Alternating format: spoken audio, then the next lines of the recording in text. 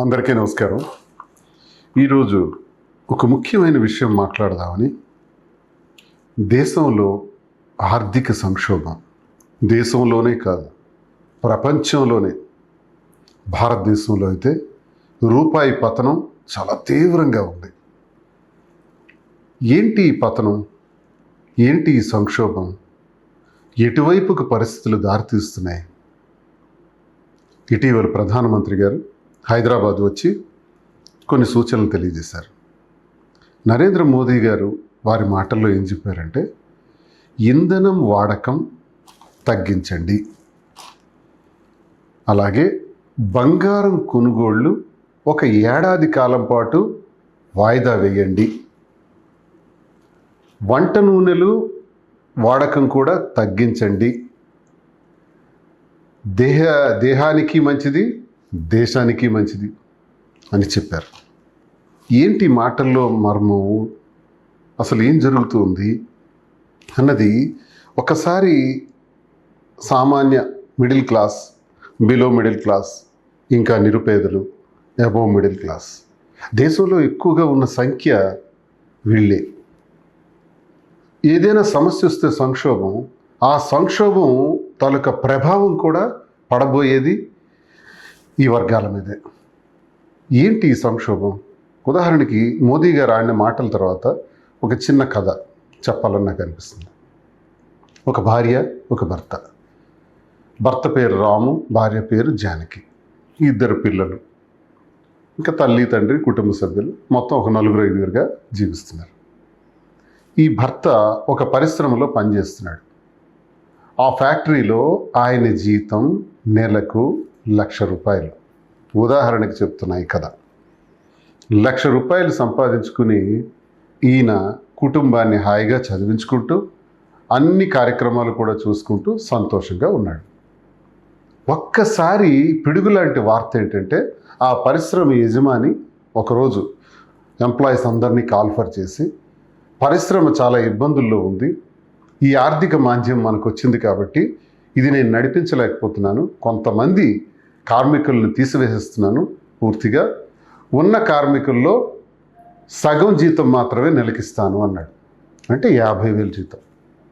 అప్పుడు రాము ఇంటికి వచ్చి 10-15 రోజులుగా మదనపడి ఆఖరికి భార్యని, పిల్లల్ని, కుటుంబ సభ్యుల్ని పిలిపించి, చూడండి, నా జీతం 50,000 ఈ నెల నుంచి, గత నెల వరకు 1,00,000 రూపాయలు, ఈ పరిస్థితి ఎన్నాళ్ళు ఉంటుందో తెలియదు, ఏం చేయాలి అని కుటుంబం ముందు సమస్య పెట్టాడు. అప్పుడు కుటుంబంలో స్త్రీ మహాశక్తివంతురాలు కదా, భార్య ఏమన్నదంటే, జానకి, ఏమండి, మనం ఈ సంక్షోభం నుంచి బయటపడాలి అంటే 50,000తోనే మన కుటుంబం నడపాలంటే సగానికి సగం ఖర్చులు కుదించాలి. ఏ ఖర్చులు కుదిస్తాం? తినే ఆహారం, వంటకు సంబంధించినవి, నిత్యావసరాలకు సంబంధించినవి ఏవి ఆపలేరు. ఈ ఖర్చులన్నీ పోగా ఏ ఖర్చుల్ని మనం ఆపగలము అని ఆలోచిస్తే, ఏమండి, ప్రతి నెల మనం ఒక 10,000 రూపాయలు బంగారం కొనటం కోసం ఒక ఏడాది కాలం పాటు అది కూడబెడితే, ఆ ప్రతి ఏడాది కూడా బంగారం కొనటం అలవాటుగా పెట్టుకున్నాం కదా, మరి అందులో భాగంగా ప్రతి నెల 10,000 రూపాయలు సపరేట్ చేస్తున్నాం. ఈ నెల నుంచి బంగారం కొనొద్దు, 10,000 తగ్గుతుంది. ఇంకా మనం, మీరు, నేను కానీ, పిల్లలు కానీ ఎక్కడికి బయటికి వెళ్ళినా వాహనం వాడుతున్నాం కదా, ఈ వాహనాలకి ఇంధనం చాలా విపరీతంగా ఖర్చు అవుతుంది, అది కూడా తగ్గిద్దాం. వీలైతే రైల్వే ట్రైన్లో వెళ్దాం, లేదా మెట్రో ట్రైన్స్లో వెళ్దాం, లేదా ఆర్టీసీ బస్సులో వెళ్దాం. లేదు మనమే వెళ్ళాలంటే ఎలక్ట్రానిక్ వెహికల్ అయినా వాడుకుందాం. తద్వారా మనకు 15,000 రూపాయలు నెలకు ఖర్చు పెడుతున్నామండి, కేవలం డీజిల్ కోసం, పెట్రోల్ కోసం. అది కూడా మనం కొంత ఆదా చేసుకునే ప్రయత్నం చేస్తే 25,000 రూపాయలు మనం ఆదా చేయొచ్చు. మరో 25,000 రూపాయలని పూర్తిగా ఖర్చులు, విలాసాలు, తిరగటాలు, సినిమాలు, లేకపోతే ఇతర ప్రాంతాలకు వెళ్ళటాలు, ఇవన్నీ కూడా కొద్ది కాలం తగ్గించుకుందామండి అని చెబితే ఆ భర్త చాలా సంతోషించి, రాము అప్పుడు అన్నాడు, చాలా అద్భుతంగా చెప్పావు జానకి, ఇప్పుడు ఎన్నాళ్ళైతే సంక్షోభం ఉంటుందో అన్నాళ్ళు కూడా 50,000 రూపాయల లోపే మనం పిల్లలు, మన కుటుంబం అన్నీ ఖర్చులు పెట్టుకుంటూ ముందుకు వెళ్ళడానికి ఒక పరిష్కార మార్గం దొరికింది అని అంటాడు.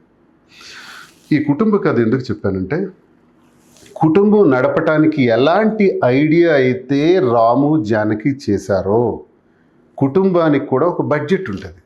ఆ బడ్జెట్కి కూడా ఖర్చులు ఉంటాయి. ఆ ఖర్చులు పెట్టడానికి ఈ బడ్జెట్ ఎక్కడి నుంచి వస్తుంది? కష్టపడితే ఆదాయం వస్తుంది. ఆదాయం ద్వారా ఈ ఖర్చులు జరుగుతాయి. అదే లెక్క ఒక్కసారి దేశానికి వెళ్దాం. దేశం కూడా అంతే. అందరికీ అర్థమయ్యే మాటలో చెప్పుకోవాలనుకుంటే ఒక దేశం యొక్క ఎకనామిక్స్ కూడా ఇంతే ఉంటుంది. దేశానికి కేంద్ర ప్రభుత్వానికి ఆదాయం ఎక్కడి నుంచి వస్తుంది? పన్నుల ద్వారా, ఎగుమతుల ద్వారా, ఎన్నో కార్యక్రమాలు, జిఎస్టీల ద్వారా వచ్చినటువంటి పన్నంతా కూడా కూడబెడితే కొన్ని లక్షల కోట్లు అవుతుంది. దాంతో ప్రభుత్వాన్ని నడిపించడం జరుగుతుంది. ఇది సహజంగా అందరికీ తెలిసినటువంటి విషయమే. మరి ప్రభుత్వం ఏంటి చేయాలి? ఒక కుటుంబంలో తీసుకున్న నిర్ణయం ఏంటి? ఇది. మరి ప్రభుత్వం ఎలాంటి నిర్ణయం తీసుకోవాలి? ప్రభుత్వానికి వచ్చేటప్పటికి ఆర్బీఐ రూల్స్ ప్రకారం కూడా మనకి రూపాయి వాల్యూ అంటే అర్థం ఏంటి? ఇటీవల కాలంలో చాలా టీవీల్లోనూ ఏ పేపర్ చూసినా ఉదయం నుంచి రాత్రి వరకు ఒక నెల రోజులుగా మనం చూస్తున్న మాట ఏంటంటే రూపాయి విలువ పడిపోయింది, రూపాయి విలువ పతనం అయిపోయింది. నిజమే, రూపాయి విలువ అతి దారుణంగా పడిపోయింది. డాలర్ విలువ పెరుగుతుంది. ఏంటి రూపాయికి డాలర్కి తేడా? అసలు దీనివల్ల ప్రజలకు వచ్చినటువంటి నష్టం ఏంటి? కొంచెం అర్థం చేసుకునే భాషలో మాట్లాడాలంటే, ప్రభుత్వం ఏం చేస్తుందంటే, దిగుమతులు ఎగుమతులు రెండు రకాలు. సాధారణంగా మన దేశంలో ఎగుమతులు చేసామనుకోండి, విదేశాల నుంచి మనకి డాలర్ రూపంలో మనకు ఆదాయం వస్తుంది. దిగుమతులు చేసామనుకోండి, మన రూపాయిని డాలర్ ప్రైస్లో కొనాలి. డాలర్ వాల్యూ ఎంత? 95 రూపాయలు పైచిలకి. అంటే డాలర్ ప్రైస్ ఎక్కువ ఉంది, మన రూపాయిని దానికి సమానంగా చేసి కొనాలి. ఏంటి కొనాలి మనం? అసలు దేశం కొనవలసినటువంటి అవసరాలు ఏంటి? అక్కడే అసలు సమస్య ఉంది. మన దేశంలో సుమారు 85% నుంచి 90% వరకు ముడి చమురు, డీజిల్, పెట్రోల్, క్రూడ్ ఆయిల్ ఇవన్నీ కూడా మనం గల్ఫ్ దేశాల నుంచి కొనుక్కొని వస్తున్నాం. దీన్ని కొనాలా వద్దా? ఖచ్చితంగా కొనాల్సిందే. కొనకపోతే రవాణా జరగదు కదా. ఖచ్చితంగా ఇది కొని తీరాల్సిందే. కొంటున్నాం. ఇంకా ఏంటి దిగుమతులు చేసుకుంటున్నాం? బంగారాన్ని కూడా దిగుమతి చేసుకుంటున్నాం. బంగారం ఎంత స్థాయిలో దిగుమతి చేసుకుంటున్నాం అంటే బంగారానికి ఇప్పుడు ఆ చమురు, ఈ క్రూడ్ ఆయిల్ని, డీజిల్ని, పెట్రోల్ని దేనిలో కొంటున్నాం? డాలర్ రూపంలో కొంటున్నాం. లాభం ఎవరికి? అమ్మేవాళ్ళకి. నష్టం ఎవరికి? కొనేవాళ్ళకి, అంటే మనకి. అయినా తప్పదు కదా. చైనా లాంటి దేశమే 90% డీజిల్, పెట్రోల్, చమురు కొనుక్కొని ఆ దేశంలో నడుస్తున్నారు. మరి మనకు కూడా తప్పదు. రెండో స్థాయిలో, మూడో స్థాయిలో భారతదేశం ఉంది చమురు వాడకాల్లో.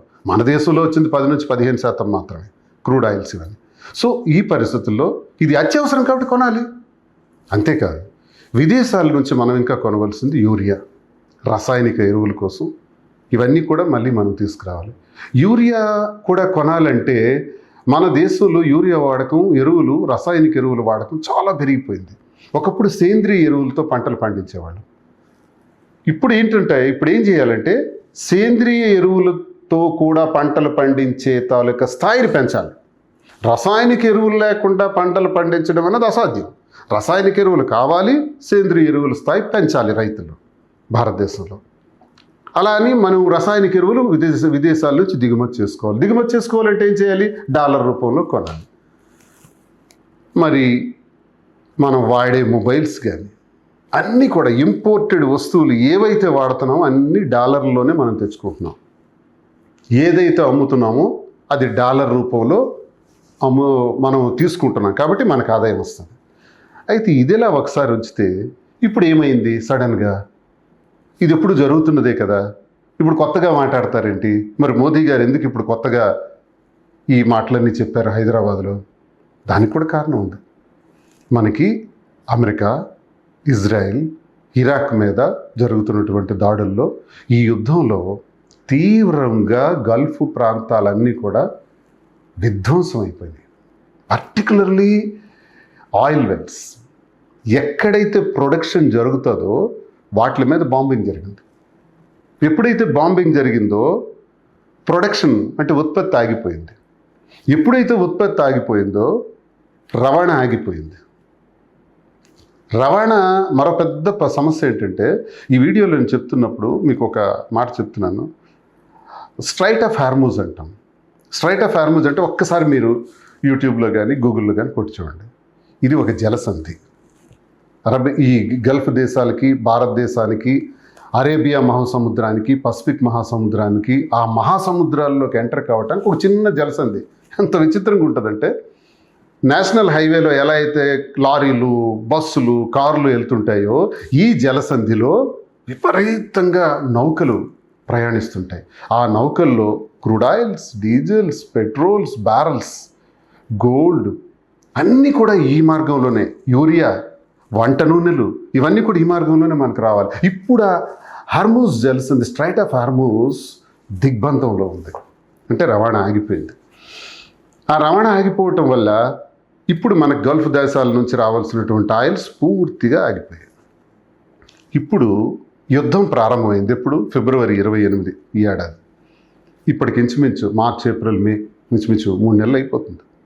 ఇంకా యుద్ధం మనమేమనుకున్నామంటే 3-4 వారాల యుద్ధం జరుగుతుంది అనుకున్నాం. కానీ యుద్ధం కొనసాగుతుంది.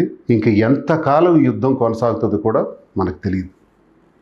ఈ యుద్ధం కొనసాగటం అన్నది మనకు చాలా ప్రమాదాన్ని తెచ్చిపెట్టింది. ఈ ప్రమాదంలో భాగమే ఇప్పుడు మనకి ఆయిల్స్ మీద పడ్డది. గొప్పతనం ఏంటంటే, మన దేశానికి $690 బిలియన్ విదేశీ మారక ద్రవ్య నిల్వలు ఉన్నాయి. ఇది చాలా గొప్ప విషయం. ఒక్కసారి ఉదాహరణకి మీరు తీసుకుంటే 1991 సంవత్సరంలో ఇదే కరువు మనకు వచ్చింది. అప్పుడు పెద్దలకు తెలుస్తుంది. ఈ కరువు వచ్చినప్పుడు ఈ విదేశీ మారక నిల్వలు మన దగ్గర 15 రోజులకు సంబంధించిన నిల్వలు మాత్రమే ఉన్నాయి. జస్ట్ 15 డేస్, అంటే ఒక $25-30 బిలియన్. ఈరోజు పాకిస్తాన్ పరిస్థితి. పాకిస్తాన్లో ఒక $40 బిలియన్ మాత్రమే ఉంది. అంటే 15-20 రోజుల్లో ఆ విదేశీ మారక ద్రవ్యం అన్నది తరిగిపోతుంది, అతలాకుతలం అయిపోద్ది రేపు పాకిస్తాన్. ఇలాంటి దేశాలు ప్రపంచంలో చాలా ఉన్నాయి. కానీ మన భారతదేశంలో నిన్న సాయంత్రానికి $703 బిలియన్ విదేశీ మారక ద్రవ్యం ఉంది. విదేశీ మారక ద్రవ్యం అంటే ఏంటి? ఇది డాలర్ రూపంలో ఉంటుంది. మనం ఇప్పుడు కొనబోయే ఆయిల్స్ కానీ, బంగారం కానీ, రసాయనిక ఎరువులు కానీ, లేదు వంట నూనెలు కానీ, ఇవన్నీ ఏ ధనంతో కొంటా? ఈ విదేశీ మారక ద్రవ్యం నుంచే తీసి మనం కొనాలి. అలా కొనటానికి యుద్ధం వచ్చిన తర్వాత ఇప్పటికే $39-40 బిలియన్ వాడేశాం. అయితే 1991కి 2026కి చూసుకుంటే ఇప్పుడు మన దగ్గర ఉన్న విదేశీ మారక ద్రవ్యం అంటే ఆ నిల్వలు సుమారుగా 10-11 నెలలకు సరిపోయే ద్రవ్యం మన దగ్గర ఉంది. అదృష్టం, ఇక్కడ చిన్నపాటి అదృష్టం మనకు కలిసి వచ్చింది. అంటే ఇప్పుడు ఈ డబ్బులు దేనికి పెట్టాలి? దిగుమతులు చేసుకోవటానికి పెట్టాలి. దిగుమతులు ఏంటి అవసరం? ఖచ్చితంగా మనకి ఆయిల్స్ అవసరం, కొనాల్సిందే. కొనాలంటే ఆయిల్ ఉండాలి కదా. ప్రొడక్షన్ ఆగిపోయింది కదా, సరఫరా రవాణా ఆగిపోయింది కదా. హార్మూజ్ జలసంధిలో ఫిబ్రవరి 28కు ముందు ఒక బ్యారెల్ ధర $70 ఉండేది. ఈరోజు $110 అయింది. అంటే సుమారు అమాంతంగా $40 పెరిగిపోయింది. రష్యా నుంచి మనకి అదృష్టం కొద్ది వస్తుంది కాబట్టి కొంతలో కొంత అడ్జస్ట్మెంట్ అవుతుంది. ఇక ఆయిల్ నిల్వలకు వస్తే మన రిఫైనరీస్లో కానీ స్టాక్లో కానీ ఇంచుమించు ఒక 60 రోజులకు సరిపోయే ఆయిల్ ఉంది. మరో 20 రోజులు అడ్జస్ట్మెంట్స్ రిఫైనరీస్లో ఉంది. మరో 20 రోజులకి ట్రావెల్స్లో అంటే షిప్పుల ద్వారా రష్యా నుంచి వచ్చే దానిలో ఉంది. అంటే ఒక మహా అయితే ఒక 100 డేస్ వరకు మేనేజ్ చేయగలం. తర్వాత తీవ్రమైన పరిస్థితులు వస్తున్నాయి. ఈ ఆయిల్ నిల్వలు కానీ పోతే మన పరిస్థితి ఏంటి? అందుకే మోదీ గారు చెప్పింది ఏంటంటే, దయచేసి ప్రజలారా చమురు వాడకాన్ని, పెట్రోల్ కానీ డీజిల్ వాడకాన్ని బాగా తగ్గించండి. ఎలక్ట్రానిక్ వెహికల్స్ని యూజ్ చేయండి. ట్రైన్స్ అన్నీ కూడా ఇప్పుడు ఎలక్ట్రానిక్. ఒకప్పుడు భారతదేశంలో బొగ్గుతో ట్రైన్ నడిచేది, ఆ తర్వాత డీజిల్తో నడిచేది, ఇప్పుడు ఎలక్ట్రిక్తో నడుస్తుంది. అంటే 95-96% డీజిల్ వాడకం రైల్వేస్కి లేదు. Total electronic. అలాగే ఆర్టీసీ వాళ్ళు కూడా చాలా బస్సులు ఎలక్ట్రానిక్ బస్సెస్ పెట్టేసినారు. చాలామంది ఇప్పుడు ప్రజలు కూడా ఈవీ కార్స్ వాడుకుంటున్నారు, ఈవీ స్కూటర్స్ వాడుతున్నారు. అంటే ఎలక్ట్రానిక్ వచ్చిన తర్వాత ఏమవుతుందంటే రాను రాను రాను రాను ఈ వాడకం పెరిగితే మనకి ఆయిల్స్ తాలూకా అవసరం తగ్గుతుంది. ఇది సడన్గా జరగదు, ఈ రోజు మోదీ గారు చెప్పినంత మాత్రం జరగదు. It takes time. కానీ ఈ సంక్షోభం ఇప్పుడు ఎదురైంది కాబట్టి కొంత వాడకం తగ్గించండి, మినిమైజ్ చేయండి అని మోదీ గారు చెప్పారు. అలాగే మనకి విదేశీ మారక ద్రవ్యం ద్వారా దిగుమతులు చేసుకోవాల్సినటువంటి అత్యవసరమైనవి ఆయిల్స్, ఎరువులు, మరి అలాగే వంట నూనెలు, వీటిని కూడా కొనాలి కదా. కొనాలి అంటే ఈ డబ్బులే మన దగ్గర 11 నెలలకు సరిపోయినటువంటి ఆదాయం ఉంది కదా. ఇంకొక వైపు ఆదాయాన్ని జనరేట్ చేయాలి, ఎగుమతులు పెంచాలి. పెంచితే డాలర్ రూపంలో మనకు వస్తుంది. ఈలోగా రూపీ వాల్యూ పతనమైపోయింది, చాలా తీవ్ర స్థాయికి పతనమైపోయింది. ఈ పరిస్థితుల్లో కొనడం అంటే చాలా కష్టంగా ఉంది. కాబట్టి ఈ వాడకాలను తగ్గించండి. బంగారం అనేది కూడా కొనుద్దాంలా, ఒక ఏడాది కాలం పాటు ఆగుదాం, కొనుగోళ్ళు తగ్గిద్దాం. ఎందుకంటే బంగారానికి వస్తే మీకు విషయం తెలియజేయాలి అందరికి అర్థమయ్యేటట్టు. ఏడాదికి 7,500 కోట్ల రూపాయలు ఖర్చు పెట్టి దిగుమతి చేసుకుంటున్నాం. అంటే బంగారాన్ని దేనిలో కొంటున్నాం? రూపాయలో కొంటున్నామా? డాలర్లో కొంటున్నాం. మరి డాలర్లో కొన్నటువంటి బంగారం 7,500 కోట్ల రూపాయలు మనం బంగారానికి వాడితే ఇప్పుడు అది అవసరం లేదు కదా. ఇప్పుడు ఆ బంగారం తెచ్చి ఎక్కడ పెడతాం? నిజమే, భారతదేశంలో ప్రతి ఒక్కరికి బంగారం అంటే చాలా ఇంట్రెస్ట్, ప్రీతి. ఒక రకంగా సెక్యూరిటీ కింద పెట్టుకుంటారు. ఈ బంగారాన్ని ఉంచుకుంటాం, రేపు బ్యాంకులో లోన్ పెట్టుకుంటాం, లేకపోతే అమ్ముకుంటాం, ఆ డబ్బులతో మేము రేపు మాకు భవిష్యత్తులో ఉపయోగపడుతుందని. కరెక్టే. ఆ రకంగా చూస్తే మన భారతదేశంలో 36,000 టన్నుల బంగారం ఉంది. మన భాషలో అర్థం కావాలంటే 36 లక్షల కేజీలు. కేజీ బంగారం ఇప్పుడు ఎంతండి? సుమారు 1.5 కోటి వరకు ఉంది. ఇలాంటివి 36 లక్షల కేజీల బంగారం భారతదేశంలో, ప్రపంచంలో నాకు తెలిసినంత బంగారం ఇంకెక్కడా లేదు, ఈ దేశంలో ఉంది. అది ఏ రూపంలో ఉంది? Stock, dead. దాన్ని వాడటానికి అవ్వదు. డీజిలా కొంటాం డాలర్ రూపంలో, మళ్ళీ దాన్ని వాడతాం, ఒక పని కోసం వాడతాం, ఒక ఫ్యాక్టరీ కోసం వాడతాం, ఒక ప్రయాణం కోసం వాడతాం. దానివల్ల ఫైనాన్స్ జనరేట్ అవుద్ది. కానీ బంగారం వల్ల ఫైనాన్స్ ఎలా జనరేట్ అవుతుంది? డెడ్ అయిపోతుంది. గోల్డ్ని మానిటైజ్ చేయడానికి గత 30-40 సంవత్సరాల నుంచి ప్రభుత్వాలు ప్రయత్నిస్తున్నాయి, కానీ అది జరగటానికి చాలా ఇబ్బంది అవుతుంది. కాబట్టి బంగారం కొనుగోళ్ల మీద కొంత మనం స్పీడ్ తగ్గిస్తే ఈ విదేశీ మారక ద్రవ్యాన్ని ఏదైతే 11 నెలలకు సరిపోయినటువంటి మనకు దగ్గర $690 బిలియన్ ఉందో అది డీజిల్కి ఇతర అవసరాలకు వాడదాం. ప్రస్తుతానికి బంగారానికి సంబంధించి కొంచెం తగ్గిస్తే వాటి దిగుమతులు చేసుకునే అవసరం మనకు తగ్గుతుంది. డాలర్ రూపంలో అనవసరంగా మన రూపాయిని బయటికి పంపకూడదు అన్నదే ఇక్కడ కాన్సెప్ట్. ఇందుకు మీకు ఒక కథ చెప్పాను. రాము ఈ నెల నుంచి 50,000 రూపాయలు జీతం అంటే భార్య ఏం చెప్పింది? గోల్డ్కి సంబంధించి 10,000 రూపాయలు దాస్తున్నాం, అది ఆపేద్దామని చెప్పాను. డీజిల్కి సంబంధించి, పెట్రోల్కి సంబంధించి 15,000 ఖర్చు పెడుతున్నాం, అది కూడా ఆదా చేద్దామన్నది. శభాష్, ఒక మహిళ ఎంత చక్కగా ఆలోచించారు. ఇది కథ నేను చెప్తున్నాను కానీ ఒక దగ్గర జరిగింది, పేర్లు మార్చాను. అంటే ఆ మహిళ ఆలోచించేటట్టు దేశంలో ప్రజలందరం ఆలోచించలేమా?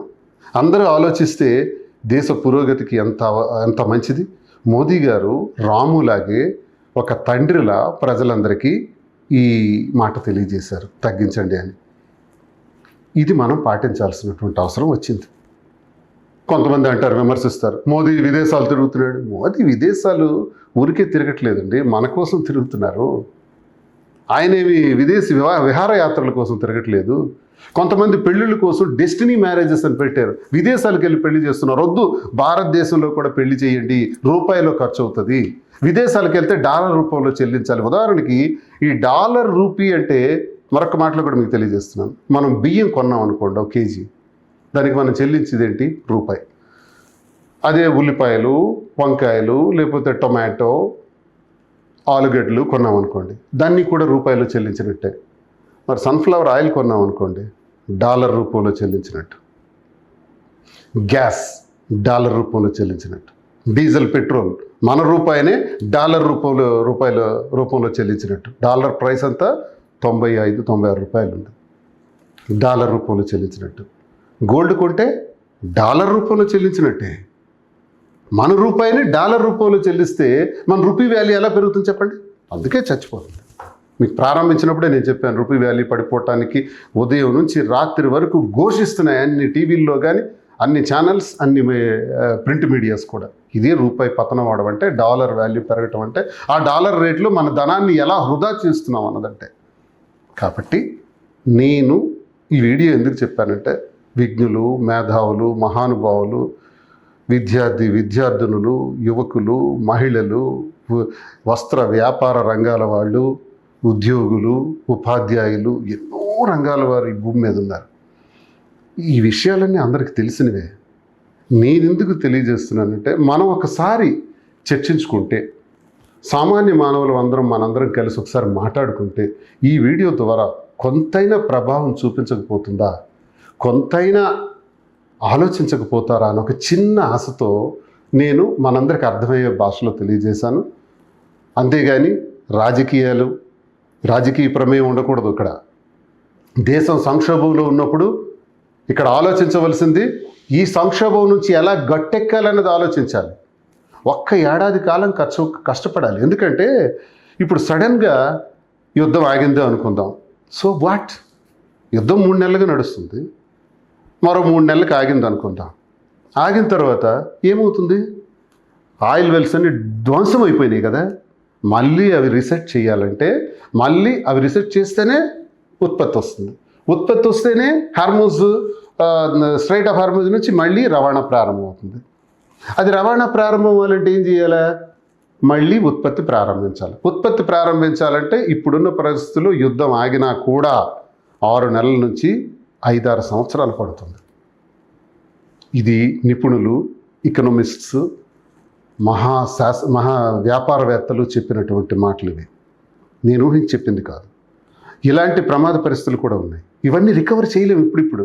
ఒకవేళ రికవరీ చేసినా ఆయిల్ సరఫరా ఉత్పత్తి ప్రారంభం అవ్వాలి, ఆయిల్ రవాణా రావాలి, మన దేశానికి రావాలి. ఈలోగా మనం ప్రపంచ దేశాలతో నరేంద్ర మోదీ గారు ఏర్పాటు చేసుకున్న సత్సంబంధాల వల్ల రష్యా నుంచి కొంత మనకి అవకాశం ఉంది. కొన్ని పరిస్థితుల నుంచి మనం ఈవెన్ ఇరాక్ నుంచి కూడా మనకి కొంత వస్తుంది, కానీ అత్యధిక రేటుతో వస్తుంది. $110 కొంటున్నాం ఒక బ్యారెల్. మహా అయితే యుద్ధం ఆగిన తర్వాత $70 కొనేవాళ్ళం ఒక బ్యారెల్. అంత రేటు మరి రాదు, వస్తే 90-100 రూపాయలు అయిపోవచ్చు. అప్పుడు కూడా మనకి ప్రమాదమే ఉంది. అంటే ఈ ప్రమాదకర పరిస్థితి, ఈ గడ్డు పరిస్థితి మనకి ఎన్నాళ్ళు రేపు రాబోతుంది? సుమారు ఏడాది నుంచి ఏడాదిన్నర 2 ఏళ్ళు కూడా పెట్టచ్చు. ఇదొక కరోనా లాంటిది. కరోనా వచ్చిన తర్వాత మనం ఒక గొప్ప విషయాన్ని నేర్చుకున్నాం, ఆరోగ్యాన్ని కాపాడుకోవటం, ఆరోగ్య సూత్రాలను పాటించడం అలవాటు చేసుకున్నాం. ప్రతి సంక్షోభం కూడా ఒక గొప్ప కారణానికి, ఒక గొప్ప మలుపుకి కారణమవుతుంది. ఈ సంక్షోభం, ఈరోజు వచ్చిన సంక్షోభం కూడా ఒక గొప్ప ఆర్థిక పరమైనటువంటి పొదుపుకి, ఎలా బ్రతకాలి, పొదుపు ఎలా చేసుకోవాలన్న దానికి గొప్ప పాఠాలు నేర్పుతుంది అని మనం ఎందుకు అనుకోకూడదు? ఎందుకు ఇప్పుడు కేంద్ర ప్రభుత్వం మీద, మోదీ గారి పైన, ఇతర పార్టీలు, ఆ పార్టీలు, ఈ పార్టీలు విమర్శించుకునే సమయం కాదు ఇది. సంక్షోభంలో ఉన్నాం కాబట్టి సంక్షోభం నుంచి ఎలా బయటపడాలి అన్నదానికి అందరూ ఆలోచిస్తే, ప్రతి ఒక్కరూ ఆలోచిస్తే, ఒక్కొక్కరు 1 లీటర్ ఆదా చేయగలిగితే, లీటర్ పెట్రోల్ డీజిల్ ఆదా చేయగలిగితే ఎంత లాభం దేశానికి, ఎంత దిగుమతిని మనం జాగ్రత్త చేసుకోవచ్చు. దిగుమతుల్ని మన అవసరాలు తగ్గేటప్పుడు ఎలక్ట్రానిక్ రంగం, ఇప్పుడు భవిష్యత్తులో రావాల్సిందంతా ఎలక్ట్రికల్ వాహనాలు, ఎలక్ట్రిఫికేషనే. ఎలక్ట్రికల్తో మనకి ప్రాబ్లం రాదు. కరెంట్ అన్నది మనం చాలా రకాలుగా ప్రొడ్యూస్ చేయొచ్చు.